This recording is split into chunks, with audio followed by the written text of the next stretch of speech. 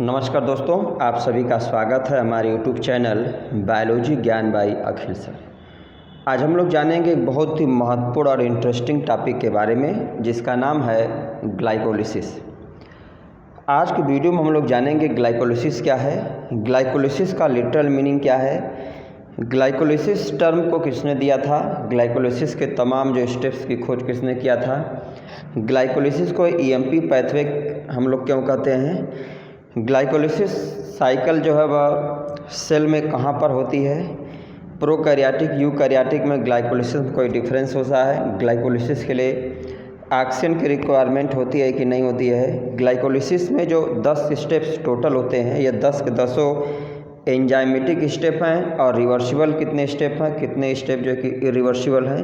ऐसे हम लोग तमाम सारे पॉइंट को एक एक करके इसके बारे में जानेंगे। देखिए, ग्लाइकोलिसिस क्या है कि एक ग्रीक भाषा का शब्द से मिलकर बना है।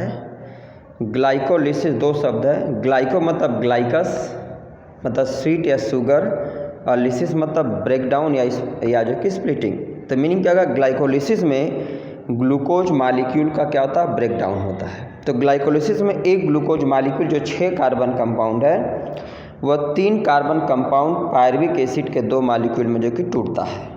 अब हम लोग जो तमाम सारे पॉइंट को एक एक करके डिटेल में जानते हैं। देखिए, ग्लाइकोलिसिस या इसी का नाम है ईएमपी पैथवे। ईएमपी पैथवे का मतलब यही है कि इसके 3 वैज्ञानिक ने इसके बारे में डिटेल बताया था, इम्बेडेन, मेयरहॉफ और पार्नस, इसलिए इसको हम ईएमपी पैथवे भी कहते हैं। तो ग्लाइकोलिसिस या ग्लाइकोलिटिक पैथवे आए या फिर ईएमपी पैथवे आए, तीनों का मीनिंग एक ही है। देखिए, ग्लाइकोलिसिस जो शब्द है यह ग्रीक भाषा का शब्द है। ग्लाइको जो है ग्लाइकस से लिया, ग्लाइकस मतलब स्वीट या शुगर और लिसिस का मतलब स्प्लिटिंग या टूटना। तो मीनिंग क्या गया कि ग्लाइकोलिसिस में ग्लूकोज का ब्रेकडाउन होता है। अब ये प्रश्न पूछा जाए कि ग्लूकोज का ब्रेकडाउन किस में होता है, ग्लूकोज क्या है, तो ग्लूकोज 6 कार्बन शुगर है और एक ग्लूकोज मालिक्यूल जो ग्लाइकोलिसिस में 2 पायरुविक एसिड या पायरुवेट में टूटता है। पायरुविक एसिड या पायरुवेट क्या है, तो 3 कार्बन कंपाउंड है।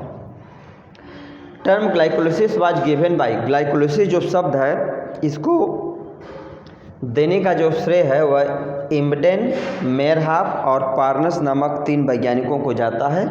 इन लोगों ने ग्लाइकोलिसिस शब्द को दिया, इसकी खोज किया, तमाम सारे स्टेप के बारे में बताया 1892 में। तो इस कारण से इसको हम ईएमपी पैथवे के नाम से भी जानते हैं। तो ईएमपी पैथवे क्यों कहते हैं, तो इसका आंसर कि इसके जो तीन जो कि डिस्कवरर हैं, खोजकर्ता हैं, उन्हीं के नाम पर इम्बेडेन, मेयरहॉफ और पार्नस के नाम पर इसको हम ईएमपी पैथवे कहते हैं। अब इसमें देखिए वही बताएगा कि 1 molecule of glucose converted into 2 molecule of pyruvic acid. Meaning glycolysis में एक ग्लूकोज मालिक्यूल जो 6 कार्बन होता है 2 पायरुविक एसिड में या पायरुवेट में टूटता है जो 3 कार्बन होता है। ये सबसे इंपॉर्टेंट पॉइंट एग्जाम की दृष्टि है कि ग्लाइकोलिसिस जो होती है सेल में कहाँ पर होती है, तो ग्लाइकोलिसिस सेल के साइटोप्लाज्म में होती है। तो क्या बताया, it takes place in cytoplasm of cell, cell के साइटोप्लाज्म में प्रोसेस होती है। Oxygen is not required at any step, मतलब ग्लाइकोलिसिस के लिए ऑक्सीजन की रिक्वायरमेंट नहीं होती है, ऑक्सीजन रहे तो भी और न रहे तो भी ग्लाइकोलिसिस पर कोई फर्क नहीं पड़ता है। It is common in both prokaryotic and eukaryotic, मतलब ग्लाइकोलिसिस जो है प्रोकैरियोटिक और यूकैरियोटिक दोनों ऑर्गेनिज्म में कहें या दोनों सेल में यह प्रोसेस क्या होती है, कॉमन रूप से चलती है। It completed in 10 step, glycolysis जो होती है 10 स्टेप में पूरा होती है और इसमें फर्स्ट 5 स्टेप को हम लोग बोलते हैं प्रिपरेटरी फेज और लास्ट 5 स्टेप को हम लोग बोलते हैं पायो फेज। पायो का मीनिंग होता है मुनाफा, मतलब लास्ट 5 फेज में क्या होता है कि हमें एटीपी प्राप्त होती है और फर्स्ट 5 स्टेप में क्या होता है कि एटीपी का यूज होता है। तो प्रिपरेटरी मतलब तैयारी करना एक तरीके से और पायो मतलब मुनाफा। तो जो 10 स्टेप हैं ग्लाइकोलिसिस के, इनमें फर्स्ट 5 को प्रिपरेटरी फेज कहेंगे और लास्ट 5 को हम लोग पायो फेज कहते हैं। ऑल स्टेप्स ऑफ मतलब ग्लाइकोलिसिस आर एंजाइमेटिक एंड जो कि रिवर्सिबल एक्सेप्ट 1, 3 एंड 10। मतलब ग्लाइकोलिसिस में जो 10 स्टेप हैं सब के सब स्टेप क्या होते हैं, एंजाइमेटिक, एंजाइम की प्रेजेंस में होते हैं और रिवर्सिबल होते हैं 3 स्टेप को छोड़ के, स्टेप 1, स्टेप 3 और स्टेप 10, मतलब पहला, तीसरा, 10वां स्टेप को छोड़ दें तो सब के सब स्टेप जो होते हैं वह रिवर्सिबल होते हैं। ये दो क्वेश्चन बहुत इंपॉर्टेंट हैं। पूछा जाए कि net gain of ATP in glycolysis और total gain of ATP in glycolysis. तो net gain of ATP in glycolysis पूछा जाएगा। तो ग्लाइकोलिसिस में टोटल 4 एटीपी बनती हैं जिनमें से 2 खर्च हो जाती हैं। तो नेट गेन ऑफ एटीपी क्या बताएंगे हम, 2 एटीपी। और ये पूछा जाए कि टोटल गेन ऑफ एटीपी, तो ग्लाइकोलिसिस में 2 NADH2 मालिक्यूल का भी फॉर्मेशन होता है और एक NADH2 मालिक्यूल से 3 एटीपी बनता है। तो 3 दूनी 6 एटीपी हो गया, अब प्लस 2 पहले का मतलब 8। तो टोटल गेन ऑफ एटीपी पूछा जाएगा तो हम 8 एटीपी बताएंगे और नेट गेन ऑफ एटीपी पूछा जाएगा तो 2 एटीपी बताएंगे। हाँ, NADH और FADH क्या है, तो NADH, एक NADH मालिक्यूल से 3 एटीपी का फॉर्मेशन होता है और एक FADH मालिक्यूल से 2 एटीपी का फॉर्मेशन होता है। NADH का फुल फॉर्म बताया गया कि निकोटीन एमाइड एडेनिन डाइन्यूक्लियोटाइड, ठीक है। और एक जो कि FADH से कितना बताएगा, तो एक FADH से कई बार एग्जाम पूछा, एक FADH से 2 एटीपी का फॉर्मेशन होता है। तो F में फ्लेविन हो गया और बाकी वही है एडेनिन डाइन्यूक्लियोटाइड। अब देखिए, अगर हम लोग ग्लाइकोलिसिस को दिखाना हो तो एकदम बहुत सिंपल वे में 10 स्टेप दिखाया गया है। देखिए, सबसे पहला क्या है, पहला स्टेप देख लीजिए, तीसरा स्टेप और 10वां स्टेप, 3 स्टेप क्या हैं, यह जो है कि इरिवर्सिबल है, बाकी जो 7 स्टेप है वह रिवर्सिबल होते हैं। इसके बाद एक ग्लूकोज मालिक्यूल 6 कार्बन है और लास्ट में 2 पायरुवेट में जो 3 कार्बन होता है इसमें टूटता है। फर्स्ट 5 स्टेप को हम लोग प्रिपरेटरी फेज बोलते हैं और लास्ट 5 को हम लोग पायो फेज बोलते हैं। अब देखिए, इसमें सिंपल वे में जो भी इंपॉर्टेंट पॉइंट बताएगा, सिंपल में हम लोग ऐसे ही एग्जाम में अगर आता है 10 नंबर में तो इतना जितना मटेरियल यहाँ दिया गया वह 10 नंबर के लिए बिल्कुल सफिशिएंट या 20 नंबर के लिए बिल्कुल पर्याप्त है। अब इतना सारा इन्फॉर्मेशन देने बाद इसको हम लोग साइकिल को रिप्रेजेंट। फर्स्ट स्टेप में क्या है कि इसमें एक ग्लूकोज मालिक्यूल जो 6 कार्बन है किसमें बदलता है, ग्लूकोज 6 फास्फेट में। एंजाइम क्या, हेक्सोकाइनेज।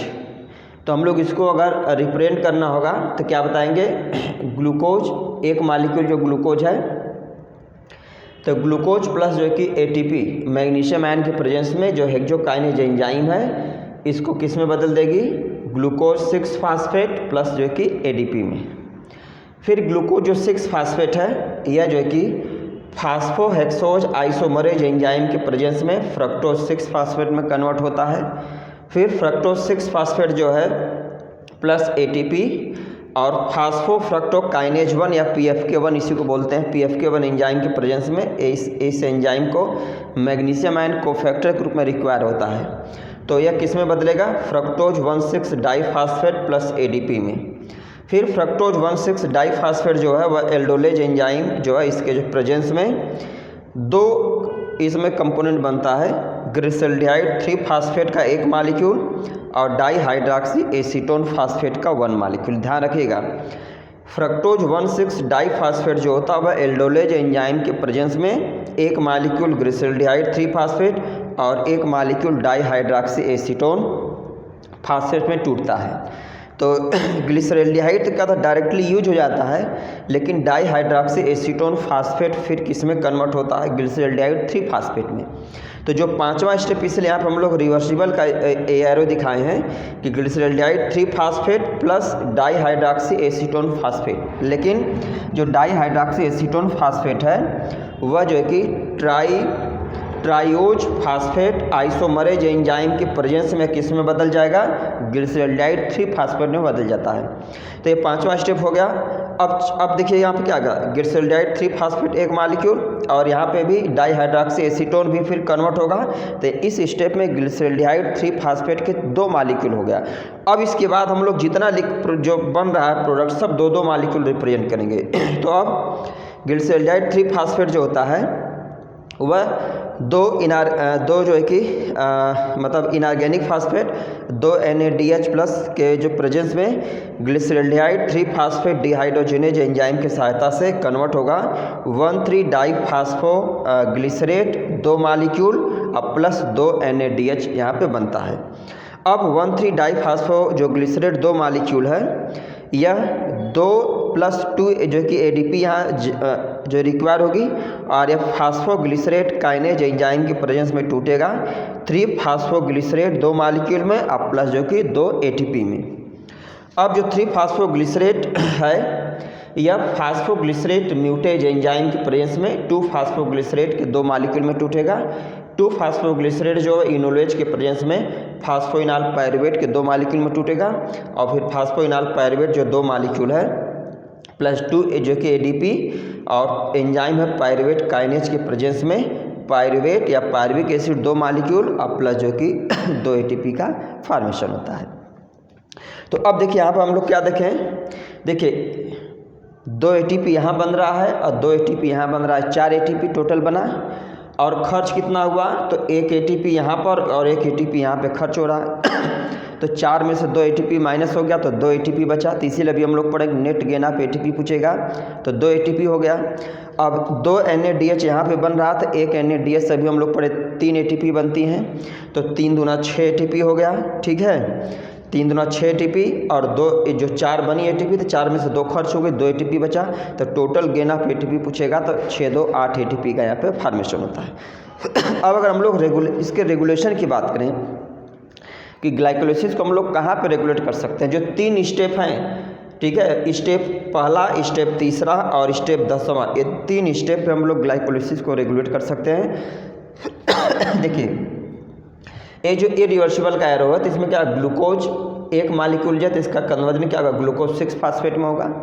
तो ग्लूकोज 6 फास्फेट की जब सफिशिएंट मात्रा सेल में बन जाती है, पर्याप्त मात्रा बन जाएगी, तो ग्लूकोज 6 फास्फेट जो है वह क्या करेगा कि ए हेक्सोकाइनेज एंजाइम को क्या करता है इनएक्टिव कर देता है, और जिससे क्या होगा अब यहाँ पर ग्लूकोज 6 फास्फेट कन्वर्जन रुक जाएगा और साइकिल रेगुलेट हो जाएगी।